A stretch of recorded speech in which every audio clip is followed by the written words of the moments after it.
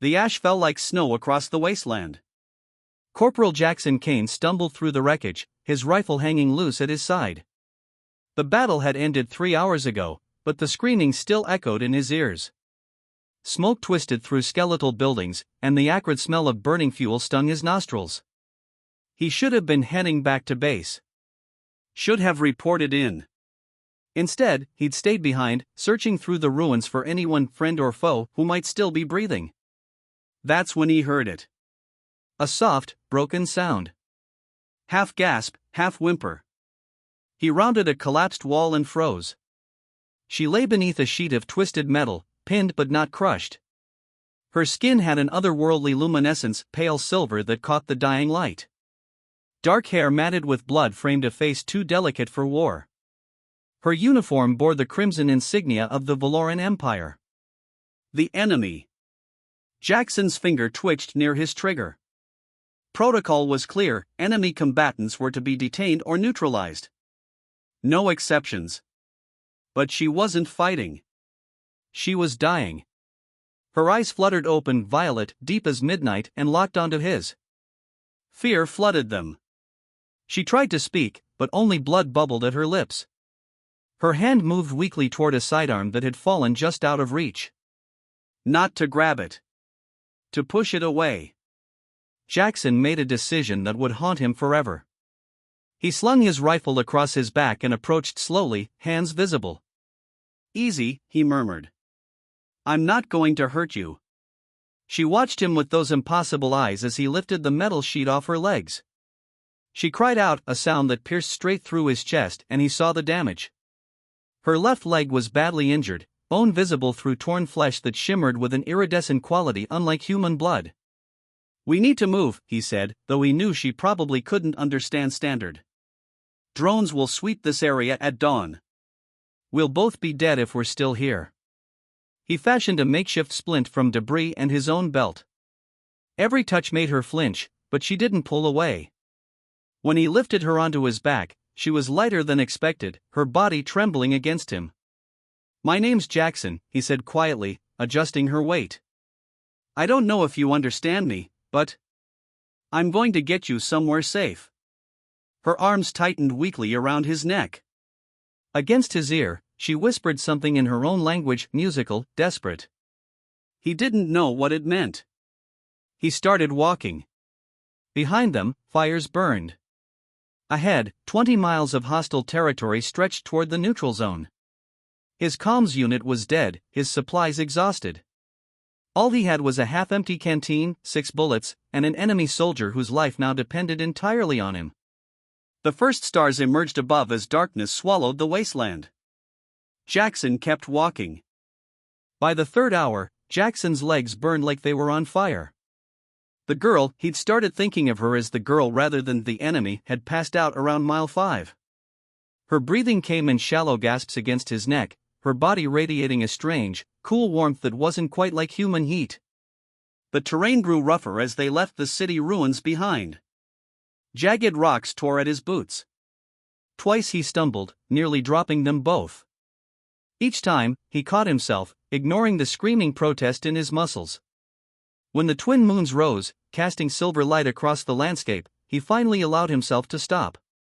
He lowered her carefully against a boulder, checking her makeshift bandages. They were soaked through with that shimmering, iridescent blood. He used the last of his medical supplies to change them, working by moonlight. Her eyes opened slowly. "Water," she whispered in perfect, accented standard. Jackson's hand froze on the canteen. "You speak my language." "Some." Her voice was raw, barely above a whisper. "Learned, before the war." He held the canteen to her lips, rationing carefully. She drank desperately, water spilling down her chin. When she finished, those violet eyes fixed on him with an intensity that made his breath catch. "Why?" she asked. "Why save me?" "Because you needed saving. I am your enemy. You were hurt." He screwed the cap back on the canteen. "Right now, you're just a person who needs help." Something shifted in her expression, confusion, perhaps, or disbelief. She studied his face like she was trying to solve a puzzle. What is your name? Jackson. Jackson Kane. I am. She hesitated, as if the words themselves were dangerous. You may call me Kira. Kira. The name felt strange on his tongue. Foreign. Beautiful. We need to keep moving before dawn. Wait. Her hand caught his wrist, those long, elegant fingers surprisingly strong. The drones. They scan for Valoran biosignatures. While you carry me, you are a target too. I know. You should leave me. Not happening. Jackson. I've carried heavier loads over worse terrain. He met her eyes steadily. I'm not leaving you to die out here, Kira. End of discussion. For a long moment, they simply looked at each other.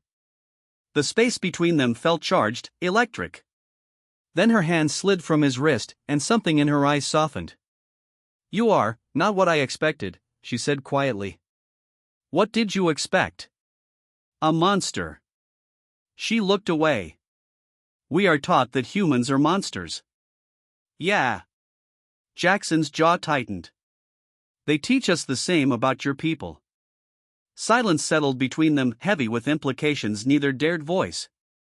Finally, he shifted closer to check her leg again. As his hands worked carefully over her injury, he felt her shiver. Cold? He asked. No. Your hands, they're gentle. Something in her voice made him look up. Their faces were inches apart now, close enough that he could see flecks of silver in those violet eyes, could feel her breath on his skin. I'm sorry, he said softly. I know this hurts. Not as much as it should. Her gaze held his. Not when you touch me. They moved through the night like ghosts. Jackson had lost track of time, everything blurred into the rhythm of footsteps, the weight on his back, the distant hum of search drones. Twice they'd hidden in caves as patrols swept overhead, pressed together in darkness so complete he could only feel her breathing, hear her heartbeat against his spine. Dawn broke gray and cold across the Badlands. There, Kira whispered against his ear, pointing. That ridge. There's a shelter, old mining outpost. How do you know? I studied maps. Before the invasion. Her arms tightened around his shoulders. Intelligence officer. I memorized every structure in this sector. Intelligence officer. So she wasn't just a soldier, she was valuable. Important. The kind of prisoner both sides would kill for.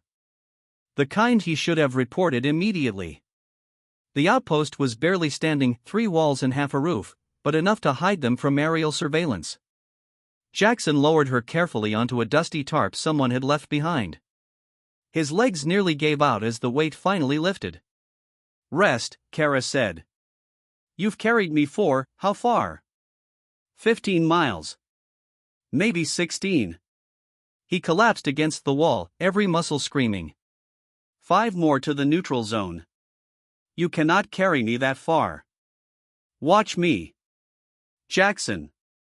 She pulled herself up, wincing. Listen to me. When we reach neutral territory, you must leave immediately. Do not let them see you with me. Do not. Why? What aren't you telling me? Her jaw clenched.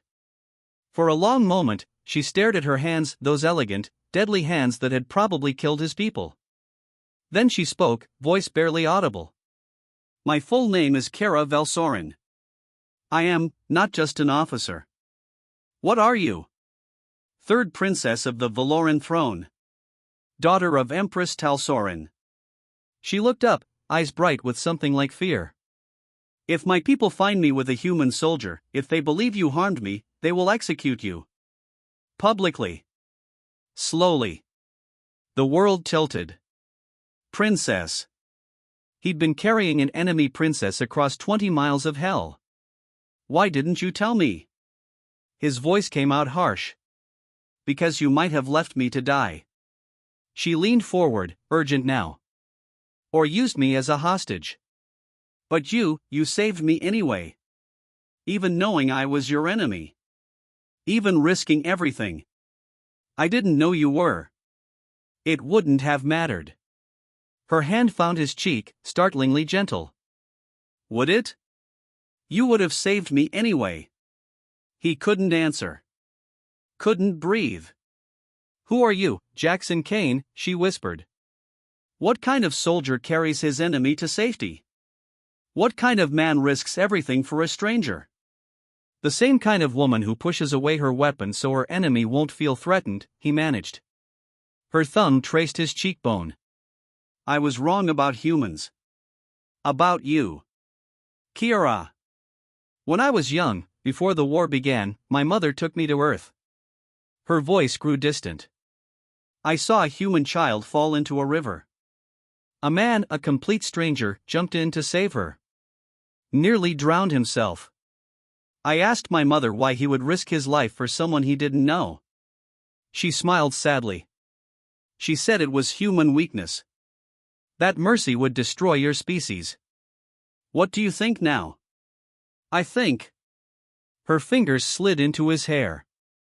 I think mercy might be the strongest thing in the universe. The space between them dissolved. He could see his reflection in her eyes, see the way her lips parted slightly, see the rapid pulse at her throat. This is insane, he breathed. I know. You're a princess. I'm nobody. You're the man who saved my life. If we... She kissed him.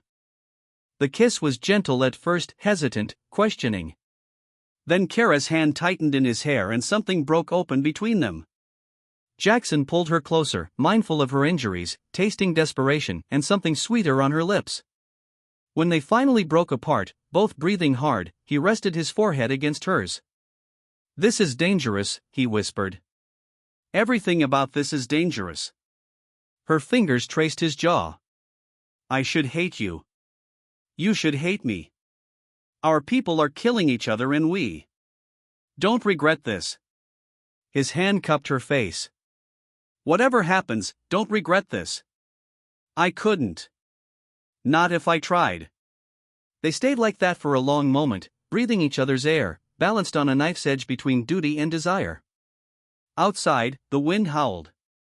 Inside, something infinitely more dangerous kindled to life. Tell me something true, Kara said softly.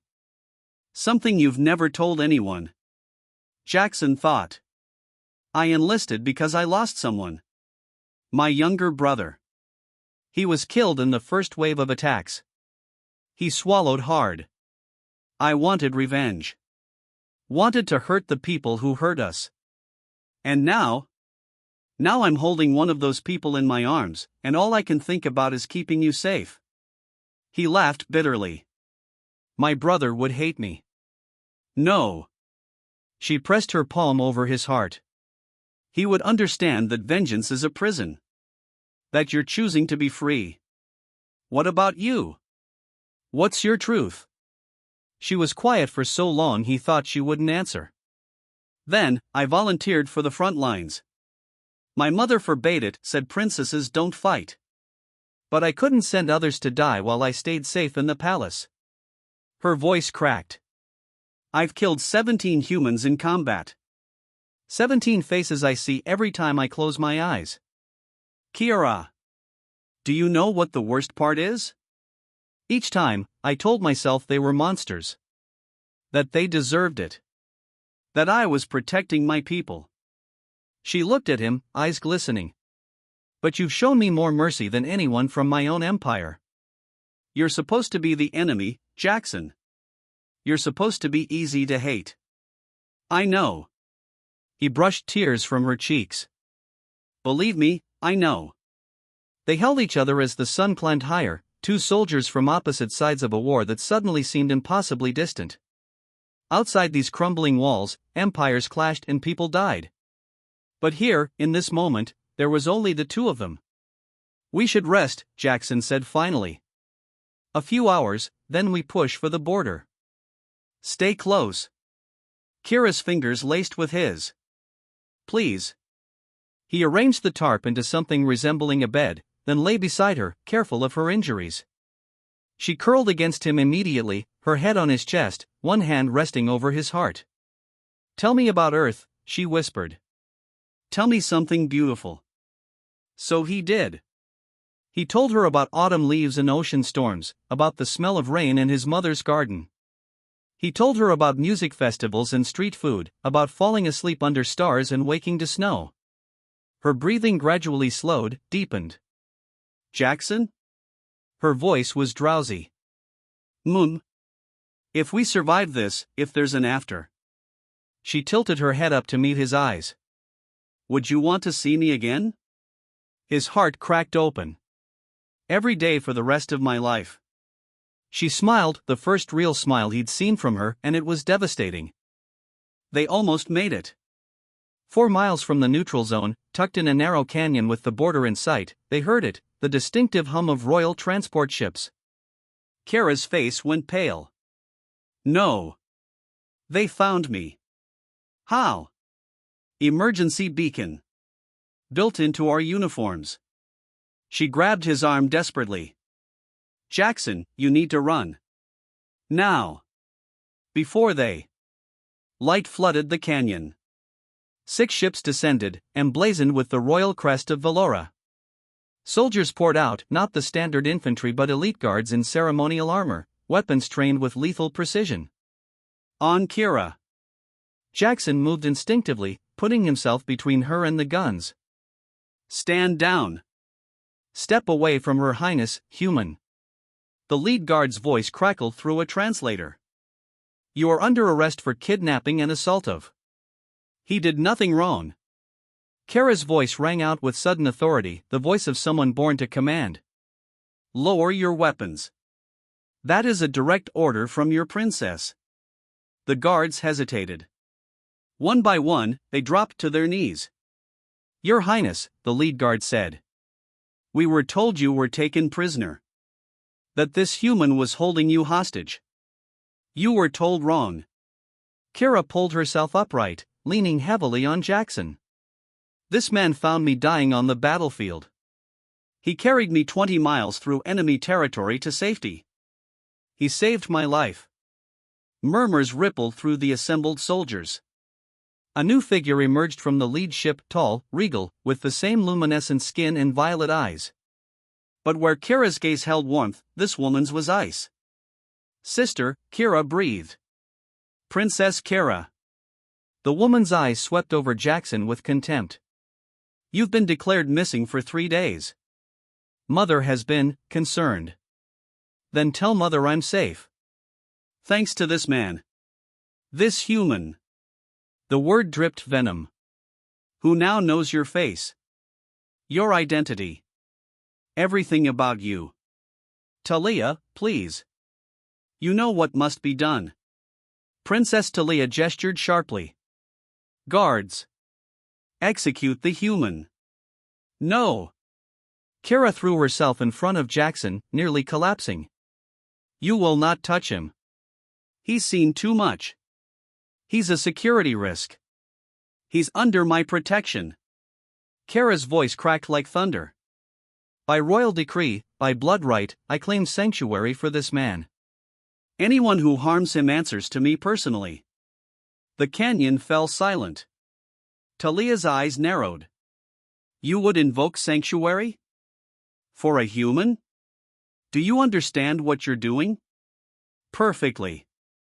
Kira straightened despite the pain, every inch a princess now. I am invoking the right of sovereign, sacred protection. This man preserved my life at great personal risk. By our oldest laws, he is now under royal protection for as long as I live. The Empress will never allow. Then she can take it up with me. Kara turned, catching Jackson's stunned expression. I'm sorry. I should have told you what this meant. But I couldn't let you die. Not after everything. What does it mean? Jackson's voice was hoarse. It means you're bound to me now. Under Valoran law, you're mine to protect. She took his hand, her grip fierce. It means wherever I go, you go. Whatever happens to me, you're part of it. Kara, I can't just. It also means, she continued softly, that if you want to walk away, I'll let you. No one can force you to accept sanctuary. But if you do. Her eyes held his. If you do, you become part of my household. Part of my life. Possibly forever. His mind spun. Behind him lay everything he'd known, his unit, his duty, his entire world. Ahead lay impossible complications, political nightmares, and a princess from an enemy empire who looked at him like he hung the stars. If I accept, he said slowly, what happens to the war? I don't know. Honesty shone in her eyes. But I know what happens if you don't. They'll kill you. And I'll have to watch. Your Highness, Talia warned. You're making a catastrophic mistake. Maybe. Kara never looked away from Jackson. But it's my mistake to make. Jackson thought of his brother. Of all the reasons he'd gone to war. Of 17 faces that haunted Kara's dreams. Of the gentle way she'd traced his cheek and the desperation in her kiss. He thought of 20 miles carried on his back through hell. I accept, he said quietly. Whatever it means. I accept. Kara's breath caught. Then she smiled, the devastating, beautiful smile, and pulled him close. Then welcome to the most complicated decision of your life, Jackson Kane. Behind them, the ships waited. Ahead, an impossible future unfolded. And somewhere between the ruins and the stars, a war that had seemed absolute began to crack. Because sometimes the most dangerous weapon isn't a gun or a bomb. Sometimes it's mercy. And sometimes, just sometimes, mercy looks like a soldier carrying an enemy princess through 20 miles of hell, not knowing he was carrying the future itself. The guards parted as Kira and Jackson walked forward together. Whatever came next, peace or war, triumph or disaster, they would face it together. He had carried her to safety. Now she would carry them both into the unknown. The end.